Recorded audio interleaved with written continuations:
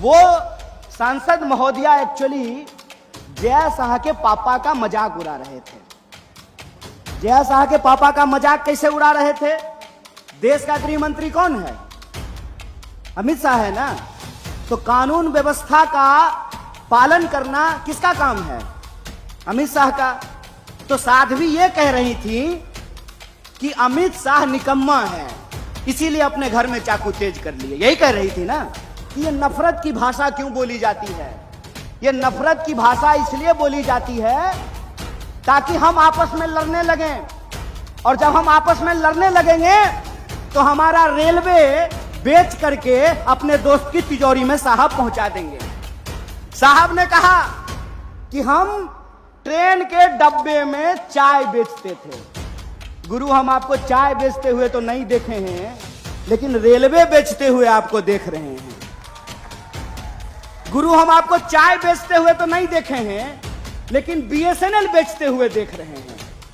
गुरु, हम आपको चाय बेचते हुए नहीं देखे हैं, लेकिन एलआईसी बेचते हुए देख रहे हैं। देख रहे हैं कि नहीं देख रहे हैं? कि प्रधानमंत्री जब कहते हैं कि ना कोई आया था ना कोई आया है, तो हमारे जवान घायल कैसे हुए, इस सवाल का जवाब रक्षा मंत्री को देना चाहिए। यह मौका है पार्टी के स्थापना दिवस का, भारतीय राष्ट्रीय कांग्रेस के स्थापना दिवस का। आज जब मैं अपने देश भर के जुझारू कार्यकर्ताओं को पार्टी स्थापना दिवस की, अपने देशवासियों को पार्टी स्थापना दिवस की बधाइयां दे रहा था, तो मेरा भाजपा का एक दोस्त हमको बोला कि भाई, इस पार्टी को तो एओ ह्यूम ने बनाया था। हमने कहा सुनो ना, तुम्हारे घर में जो बल्ब जलता है ना, उसको भी किसी अंग्रेज बनाया है, फोड़ के फेंक दो उसको। मैं एक बात आप लोगों से कहना चाहता हूं, और ये एक एक कार्यकर्ताओं को जानने के लिए जरूरी है कि विज्ञान का कोई देश नहीं होता है, ज्ञान का कोई देश नहीं होता है। विज्ञान और देश सार्वभौमिक होता है, वर्ल्ड वाइड होता है। इस बात को याद रखिएगा। और जो 1885 में पार्टी बनी, उस पार्टी को नया स्वरूप और नया कलेवर अगर किसी ने दिया तो 1920 के बाद उस महान इंसान का नाम महात्मा गांधी है। इस बात को याद रखिएगा। और आज हम जिस भारतीय राष्ट्रीय कांग्रेस का झंडा बुलंद कर रहे हैं, जिसके बारे में हमारे युवा आमदार जीशान ने कहा, वो भारतीय राष्ट्रीय कांग्रेस महात्मा गांधी के विचारों पर चलने वाली कांग्रेस है, जो कहते थे रघुपति राघव राजा राम, पतित पावन सीताराम, ईश्वर अल्लाह तेरो नाम, सबको सन्मति दे भगवान।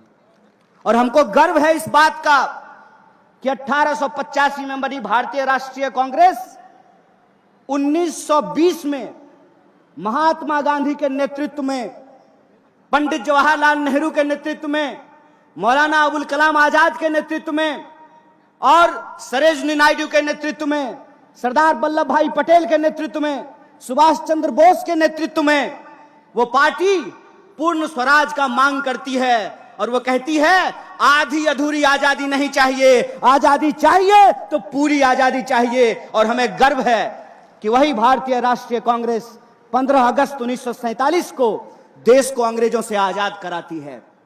और देश जब अंग्रेजों से आजाद हुआ, पूरा देश जब आजादी का जश्न मना रहा था, उस जश्न के साथ इस देश के लोग रो रहे थे। इस बात को भी याद रखिएगा।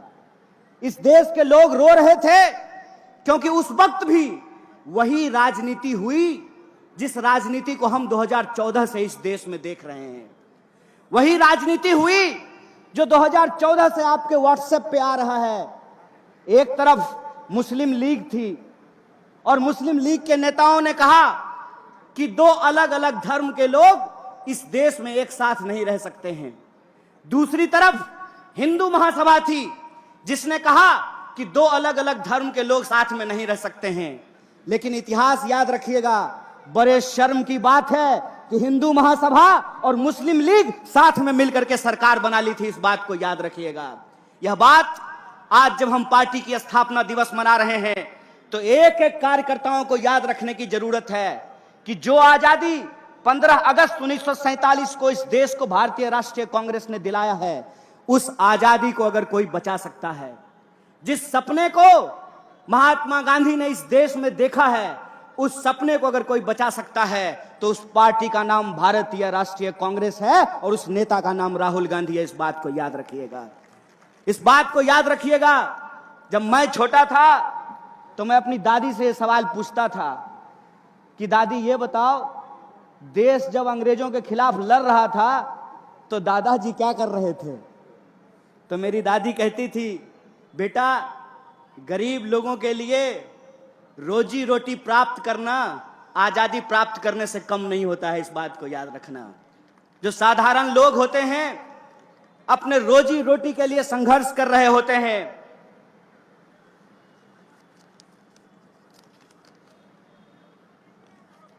अपने रोजी रोटी के लिए संघर्ष कर रहे होते हैं, लेकिन देश जब परिवर्तन की ओर उन्मुख हो, देश में जब कोई बदलाव हो रहा हो, तो उस बदलाव में शामिल होना सौभाग्य की बात होती है। मैं अपने सेवा दल के कुछ साथियों को यहां खड़ा देख रहा हूं। आप लोग भारत जोड़ो यात्रा में शामिल हुए हैं। यह सिर्फ वर्तमान की बात नहीं है, यह इतिहास है और यह इस देश का भविष्य तय करने वाला है। इस बात को याद रखिएगा। इस बात में कोई दो राय नहीं है कि दो तरह के विचार के लोग इस देश में रह रहे हैं। एक वो हैं जो इंसान को आपस में बांटना चाहते हैं, एक वो हैं जो नफरत की भाषा बोल रहे हैं, एक वो हैं जो इंसान को आपस में उनकी पहचान के आधार पर लड़ा रहे हैं, एक वो हैं जो इस देश के लोगों का रोजी रोटी छीन करके अपने दोस्तों की तिजोरियों में भर रहे हैं। दूसरी तरफ भारतीय राष्ट्रीय कांग्रेस है, जिसको इस देश के लोगों को जोड़ करके रखना है, उनके बीच में मोहब्बत का पैगाम और संदेशा लेकर के जाना है। उनको इस बात को इंश्योर करना है कि इस देश के भीतर सबके लिए रोजी रोटी का इंतजाम होगा। यह देश सबका है, सिर्फ प्रधानमंत्री के दोस्त का नहीं है। इस बात का हमको संघर्ष करना पड़ेगा। इसीलिए जब आज हमारे सामने दो तरह के विचार है, एक तरफ वो लोग हैं जो नफरत की भाषा बोल रहे हैं, तो दूसरी तरफ हम तमाम लोगों को मोहब्बत की भाषा बोलनी पड़ेगी। एक तरफ वो लोग हैं जो दंगा फैलाने की बात कर रहे हैं, हिंसा करने की बात कर रहे हैं, तो हमको आपस में मिलजुल करके एकजुट होकर के रहने की जरूरत है।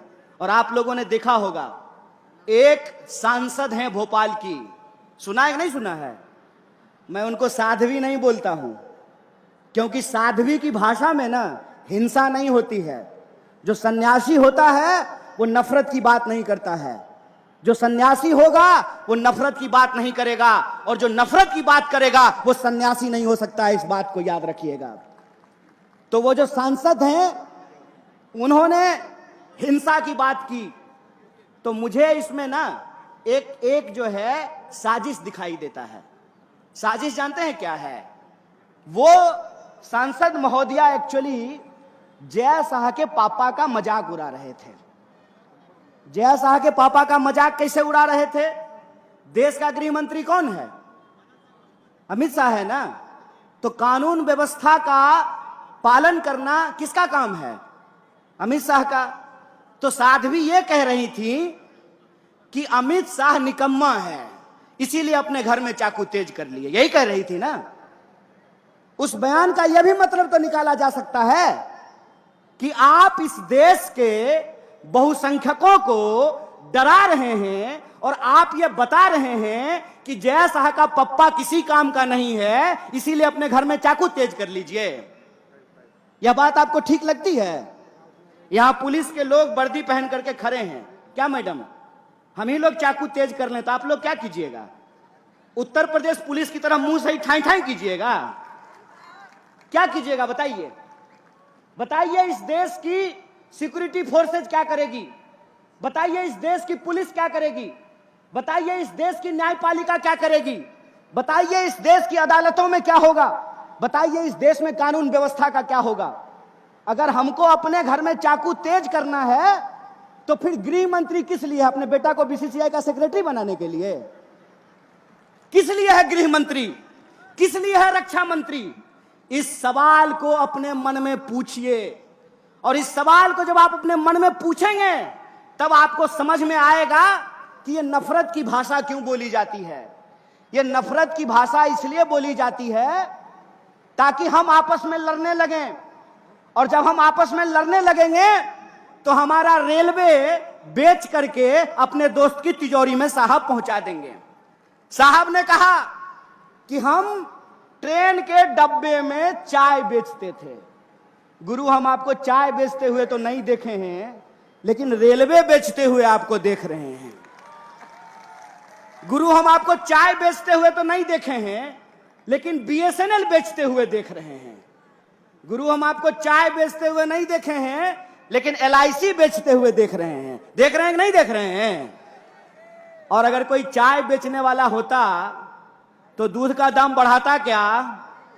मैं मोदी जी की तरफ पूछूं क्या? अगर कोई चाय बेचने वाला देश का प्रधानमंत्री होता तो जब नया साल आने वाला है तो 2 रुपया दूध महंगा किया जाता क्या? दूध से इनका नाता नहीं है, चीनियों से जरूर है। दूध से नाता हो ना हो, चीनी से जरूर है। और यह बात मैं क्यों बोल रहा हूं? पहली बार ऐसा हुआ है कि कोई हमारे यहां आ गया, गलत किया।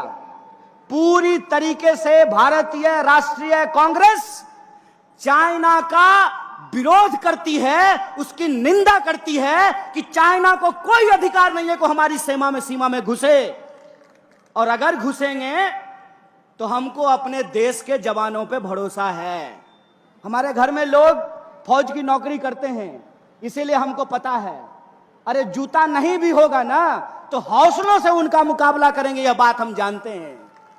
लेकिन कुछ निकम्मे लोग हैं कि बड़ी चालाकी से वर्दी के पीछे छुप जाते हैं। कभी वर्दी को बदनाम कर देते हैं, कभी वर्दी के पीछे छुप जाते हैं। जब प्रज्ञा बोल रही थी चाकू तेज कर लीजिए, तब वर्दी को बदनाम कर रही थी, पुलिस वालों का मजाक उड़ा रही थी। और जब सरकार से सवाल पूछा गया तो वर्दी के पीछे छुप गए। तो मैं उनसे कहना चाहता हूं कि विपक्ष होने के नाते हम सरकार से सवाल पूछते हैं, और सरकार से सवाल पूछना सेना का अपमान करना नहीं होता है। सरकार यह जवाब दे कि प्रधानमंत्री जब कहते हैं कि ना कोई आया था ना कोई आया है, तो हमारे जवान घायल कैसे हुए, इस सवाल का जवाब रक्षा मंत्री को देना चाहिए। दोस्तों, हम एक गंभीर परिस्थिति से गुजर रहे हैं। इसीलिए भारतीय राष्ट्रीय कांग्रेस जिस तरीके से मजबूत विपक्ष की भूमिका निभा रही है, हमारे एक एक कार्यकर्ताओं को इस देश के एक एक घर तक पहुंचना पड़ेगा। और जो हमारी विचारधारा है, वैष्णव जनते तेने कहिए पीड़ पड़ाई जाने दो। वैष्णव होने का मतलब होता है दूसरे के दुख दर्द में शामिल होना। और आज इस देश का दुख दर्द क्या है? दुख दर्द यह है कि जीएसटी और नोटबंदी के चलते इस देश के व्यापार को तबाह कर दिया गया है। दुख दर्द यह है कि 100 में से 45 लोग बेरोजगार होकर के घूम रहे हैं।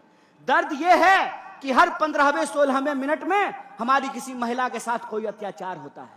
दर्द यह है कि शोषितों वंचितों के ऊपर अत्याचार हो रहा है। दर्द यह है कि दिन भर ये साहब क्या भाऊ लाठी लेकर के ड्यूटी करते हैं, बुढ़ापा में पेंशन नहीं मिलेगा तो आपको सुरक्षा मिलेगी। दर्द यह है कि जो लोग अपनी पूरी जिंदगी लगा देते हैं सरकार की नौकरी करने के लिए, उनका पेंशन बंद कर दिया गया है। यह इस देश का बुनियादी सवाल है। इस देश का बुनियादी सवाल रोजी रोटी, कपड़ा, मकान, शिक्षा, स्वास्थ्य, सड़क, बिजली, पानी का सवाल है। इसीलिए हम आपसे यह अंतिम आग्रह करना चाहते हैं कि जब तक भारतीय राष्ट्रीय कांग्रेस है, तब तक इस देश के ऊपर गोडसे की विचारधारा नहीं थोपी जा सकती है। इंसान को इंसान से नहीं लड़ाया जा सकता है, इंसान को इंसान से नहीं बांटा जा सकता है। इसीलिए हमको अपने देश के बुनियादी सवालों पे बात करना है, और बुनियादी सवाल पे बात हो इसके लिए जरूरी है कि नफरत की भाषा जो बोलने वाले लोग हैं, हम उनके साथ नहीं खड़े होंगे। समाज को जो बांटने वाले लोग हैं, हम उनके साथ नहीं खड़े होंगे। इसीलिए हम आपसे आग्रह करते हैं कि व्हाट्सएप मैसेज पे मत जाइए। टीवी जो आपको दिन रात दिखाता है उस पे भरोसा मत कीजिए। सच्चाई यह है कि सरकार कुछ भी भाषण दे दे, महंगाई से इस देश की अर्थव्यवस्था की कमर टूट रही है। सच्चाई यह है कि नौकरियों के नहीं चलते अकेले रेलवे में 2.5 लाख पोस्ट खाली है। नौकरियों में भर्तियां नहीं होने के चलते नौजवानों के सपने टूट रहे हैं। जीएसटी और नोटबंदी के चलते व्यापारियों की कमर टूट रही है। यह जो देश का सपना टूट रहा है, उस टूटे हुए सपने को जोड़ने का नाम है भारत जोड़ो यात्रा है। इस बात को याद रखिएगा। और यह भारत जोड़ो यात्रा अपने मुहिम में सफल होगा जब हम भारतीय राष्ट्रीय कांग्रेस के एक एक कार्यकर्ता, जो भारतीय राष्ट्रीय कांग्रेस ने हमको आजादी दिलाई है, उस आजादी को बचाने के लिए संघर्षरत रहते हैं। हमको ये याद रखना पड़ेगा कि डॉक्टर बाबा साहब भीमराव अंबेडकर ने हमको बराबरी का संविधान दिया है। और यह जो बराबरी का संविधान है, जब तक यह संविधान जिंदा रहेगा तब तक हिंदू और मुसलमान को आपस में कोई लड़ा नहीं सकता है, इस देश को कोई मिटा नहीं सकता। इस बात को याद रखिएगा। इसीलिए संविधान की रक्षा करने के लिए भारतीय राष्ट्रीय कांग्रेस के विचारों को जनता के बीच में लेकर जाने के लिए और जनता के जो सवाल हैं, रोजी रोटी कपड़ा मकान का सवाल, उस पर ईमानदारी से लड़ने के लिए मैं आप तमाम लोगों को बधाई देता हूं, शुक्रिया देता हूं। और एक बार फिर से आप सब लोग पार्टी स्थापना दिवस में शामिल हुए, इसके लिए आपका बहुत बहुत धन्यवाद करके अपनी बात को खत्म करूंगा। शुक्रिया। इनकलाब जिंदाबाद। जय हिंद, जय महाराष्ट्र।